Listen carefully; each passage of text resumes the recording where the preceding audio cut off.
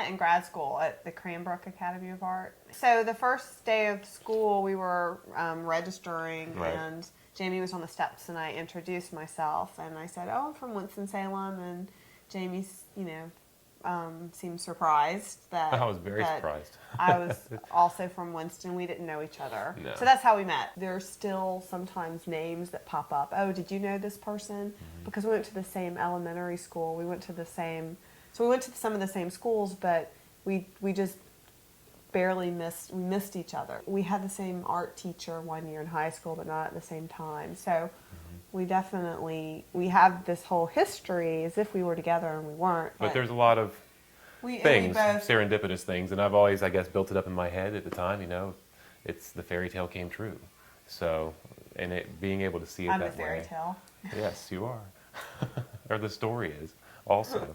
So it's, just the whole thing fell into place, and it wasn't work. There's an understanding, and that's a beautiful part of a relationship with another artist, is there is a lot that you don't have to talk about, or you don't need to rationalize why the need to do this, or what are you making? Like, why are you drawing lines for 5 hours tonight? Why are you doing that? I think in many ways we kind of help each other get through those kind of hard spots, tough spots in the studio when we have questions, and it's always nice to have somebody to bounce off of rather than just staying in your own head or writing the whole time and being a singular voice. You have somebody else there all the time. My parents tell me, and my sister tells me too, that my first artwork was when I painted my baby sister. I painted her black with black enamel paint. She survived, she's fine, but I painted her completely black in her crib. I was 5 and she was 2. At the time, of course, it was just a kid with a paintbrush and found some paint. So they say that's my first art piece. I think of myself as a sculptor, and the reason being I do have a lot of flat work, but the flat work is always a way to investigate a form. I work back and forth. I will make sculpture that is derived out of the flat work, or flat work that's derived out of the sculpture. This is the latest experiment, I guess. This material really feels, it's very fleshy, which can bring the viewer into some sort of relationship with their own body, and the threat of the cut, and what is that doing, and how do you reconcile that? Like, I have to have my hands in something. I have to. I definitely owe a lot of this, just the legitimacy of it, to my mother, by far. My parents' encouragement, and just the acceptance of my family and pushing me through. So, as well as my professors. I don't think it's often that many people have an education where they really feel like their educators became mentors, and I do think that happened with me. Now I would be described as a geometric abstract artist. I think that abstraction is a fascinating world to reside in. There's so much open to the viewer to interpret. The sketchbook has been a major source for me since I was a teenager. I've just learned not to write anything too personal. Compositionally, I try and figure out what's going on, trying to change form. My kind of desk here is a place where I like to really sit and work in my sketchbook and do small scale drawings and try and think about the next piece. In school, I was really impacted by the environment, so I started to document buildings and started to draw them as if the facades were stripped away, and just started to look at these structures as metaphors for impermanence. So that became the impetus for the work that I've been doing. It's just kind of slowly metamorphosized into something more abstract and less specific to a building or a structure. But I think this idea that what seems solid, structurally sound, is in fact fragile and impermanent.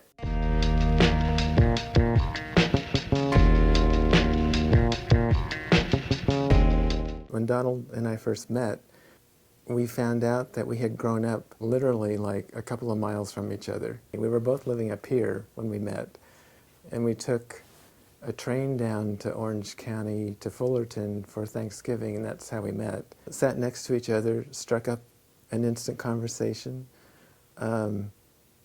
He was, incredibly cute and handsome, and we just talked all the way. So we basically just said goodbye and thought that was it. A couple of months later, we went to or we went separately to this German film festival. It ended up that he was standing in back of me in the line, and so he tapped me on the shoulder and he goes, didn't we meet each other on this train? And I'm like, yes, and we were both with other people at that time.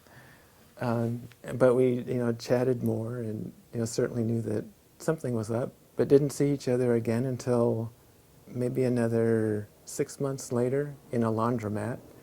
And we were doing laundry and I was walking by and he was folding some clothes and he actually hit me in the face as he was like, folding. And so we thought, okay, that's the sign that, you get slapped in the face if you don't recognize what you're supposed to see. And then that was it. Well, I guess I consider myself a landscape painter, although certainly not in the traditional mode of landscape. I think the work is very much about a place, and it's always about a specific place and maybe something that's happened at that place. My first experience with art was in a mini mall with this artist who taught this kind of very odd way of painting. And the thing that I think convinced me to be an artist was not so much what he was teaching, because I could tell that that wasn't what I wanted to do at all, the way he was teaching, but it was the smell of the studio and just working with the paint, sort of challenging what he wanted me to do with the technique. So all of that just instantly felt right. So this is Donald's studio. The floor does kind of sum up his process, except a lot of the glitter and that sort of thing has kind of been vacuumed up. He was very prolific. He was always drawing or painting, and he would be sitting on the couch, constantly working in a sketchbook. He was really interested in every single thing, and he was actually more like an anthropologist, truly. He knew just about anything. He would come out to my studio and say, I finished a piece, come in and tell me what you think. And so he would have this piece up on the wall and it would be like an amazing painting that he had just finished. How many times can you keep saying, you're doing amazing work, just keep doing more and more of it. It was always interesting, never boring. And to say that after 22 years is pretty great. I think we both kind of understood how lucky we were.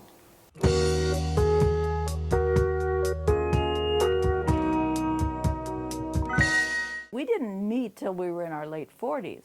So we have that much of our life before we knew each other. We met at a coffee shop for the first blind date, and the coffee shop was pretty boring. And we decided we'd just drop everything and go take a hike, and that was the start of all of it. We'd just meet to hike, and we would both bring our cameras, and we started photographing. We'd bring the dog or two along and hike. Just started hiking every Saturday, for example. You were doing the 4x5 then, right? I probably was using my big view camera Yeah. for a lot of that. When I met Cidne and we started working together, we got in with art organizations, and then all of a sudden we're showing work in galleries, and that was really a great turning point. Well, that's kind of what started us too, I think, working with the Arroyo Arts Collective, and then we've kind of just worked off from each other. It was a catalyst, I guess you would call it, to get things started. For me, it was an introduction to exhibiting and fine art and really serious exhibiting. I hadn't been around that at all before. Yeah, I consider myself a mixed media artist, but everything's based on photographs, because I love to photograph, and I travel a lot, and that's what I do. The whole 2-week vacation is photograph, and then I bring back all these images, and they're in the computer, and I can work with them. I'm very drawn to photographing faces, mainly women. The easiest of that is in churches, statues, and also mannequins. Really good mannequins are beautiful. But I started making collages in the computer with all these different images. I really liked using different kinds of paper, sewing them together. The sewing, I grew up My mother was a sewer. I sewed when I was young, so it was fun to get back into that. I have a printing background and a light table cutting background, so I would do things like do images and piece them together and make shapes out of them. But I'll do that for 1 week and then I'll go on to something else. You know, I can't imagine a life where you'd have all this time to sit around and you wouldn't know what to do with yourself, because we always have projects to work on that we're excited about. You can frame the world with this thing. I love making long exposures.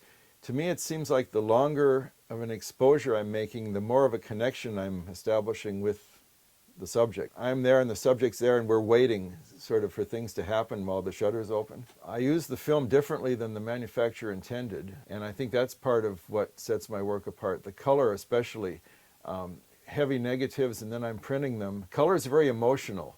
If you want something to be cold, you can print it a little cooler. Or if you want it to be warm, you know, you can slant the colors, and that has an extra emotional quality for me that sometimes black and white doesn't. In my work, I like the tactile quality too of using film and being able to control the image by hand.